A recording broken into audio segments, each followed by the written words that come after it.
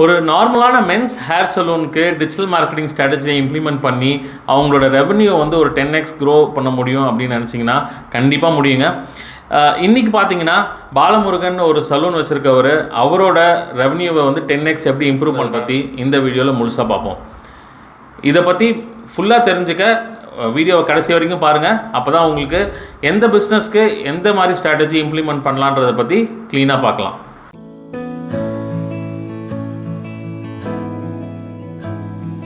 Hello everyone, this is Bala from revgenprosolutions.com. இன்றைக்கி பார்த்தீங்கன்னா பாலமுருகன் ஒரு நார்மலான சலூன் ஷாப் வச்சுருக்கவர் எப்படி வந்து அவரோட ரெவன்யூ வந்து 10x க்ரோ பண்ணார், ப்ளஸ் வந்து அவர் வந்து நார்மலான சலூனை வந்து ஒரு ஹைஃபை சலூனாக எப்படி மாற்றினார்ன்றதை பற்றி நம்ம இந்த வீடியோவில் கிளியராக பார்க்கலாம். ஸோ ஃபஸ்ட்டு வந்து அவர் வந்து டிஜிட்டல் மார்க்கெட்டிங் அப்படின்னா என்னென்னே தெரியாது. அவருக்கு தெரிஞ்சதெல்லாம் வந்து ஆன்லைனில் ஏதாவது பண்ணி கஸ்டமர்ஸ் நிறையா எடுத்துகிட்டு வரணுன்றதை பற்றி தான் யோசிச்சார்.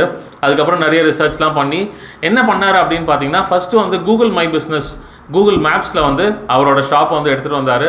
ஸோ அதில் வந்து நிறையா இமேஜஸ்ஸு, அப்புறம் வந்து அதில் வந்து கீவேர்ட்ஸ்லாம் போட்டு salon nearby, men's salon nearby கூகுளில் டைப் பண்ணால் அவரோட கூகுள் மேப் லிஸ்டிங் வந்து ஃபஸ்ட்டு 3 பேக்ஸ்குள்ளே வர மாதிரி ஸ்ட்ராட்டஜி பண்ணார். அதுக்கப்புறம் பார்த்தீங்க அப்படின்னா அவரோட வெப்சைட்டும் வந்து கூகுள் ஃபஸ்ட் பேஜில் வந்து நியர்பைன்னு போட்டோடனே கூகுள் ஃபஸ்ட் மாதிரி இம்ப்ளிமெண்ட் பண்ணார். அதுக்கப்புறம் பார்த்தீங்கன்னா அப்பயும் வந்து கஸ்டமர்ஸ் வந்து மேப்பில் சர்ச் பண்ணுறவங்க தான் வராங்க. பட் வந்து இவரோட, ஏன்னா இவர் வந்து யூனிக்காக வந்து நிறைய ஹேர் ஸ்டைல்லாம் பண்ணுவார்.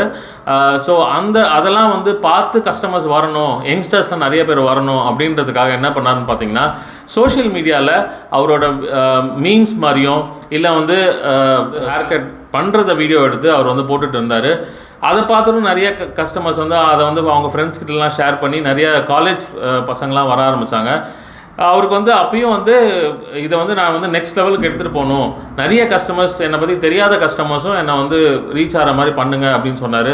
அப்போ நம்ம என்ன பண்ணோம் அப்படின்னு பார்த்தீங்கன்னா, அவருக்கு வந்து ஒரு சோஷியல் மீடியாவில் வந்து ஆட்ஸ் ரன் பண்ணி கொடுத்தோம். மினிமம் பட்ஜெட்லேயே ஆட்ஸ் ரன் பண்ணி கொடுத்தம்போது தெரியாத கஸ்டமர்ஸ் அந்த லொக்கேஷனில் எந்தெந்த கஸ்டமர்லாம் ஃபேஸ்புக்கோ இன்ஸ்டாகிராமோ இல்லை வந்து யூடியூபோ பார்க்குறாங்களோ அவங்களுக்குலாம் இவரோட வீடியோ வந்து அவரோட சலூன் வந்து பயங்கர ஃபேமஸ் ஆகி பார்த்திங்கன்னா ஒரு நாளைக்கே கிட்டத்தட்ட வந்து ஒரு 30-40 வாக்கின் கஸ்டமர்ஸ், அதுவும் வீக்கெண்டில் வந்து பார்த்திங்கன்னா கிட்டத்தட்ட மோர் தென் 100 வாக்கின் கஸ்டமர்ஸ் வந்து அவருக்கு வர ஆரம்பித்தாங்க. அவரோட ரெவன்யூ வந்து 10x க்ரோ ஆச்சு. அவர் வந்து நார்மலான சலூன்லேருந்து ஒரு ஹைஃபை சலூனாக கிட்டத்தட்ட ஒரு 5 பார்பர்ஸ் வந்து அவரை வந்து எம்ப்ளாய் பண்ணி அந்த அளவுக்கு டெவலப் பண்ணார். ஸோ இந்த மாதிரி மேலும் மற்ற ஒரு பிஸ்னஸும் எப்படி வந்து டிஜிட்டல் மார்க்கெட்டிங் ஸ்ட்ராட்டஜி வந்து இம்ப்ளிமெண்ட் பண்ணி எப்படி வந்து அந்த பிஸ்னஸை வந்து க்ரோ பண்ணலான்றதை பற்றி ஃபர்தராக பார்க்கலாம்.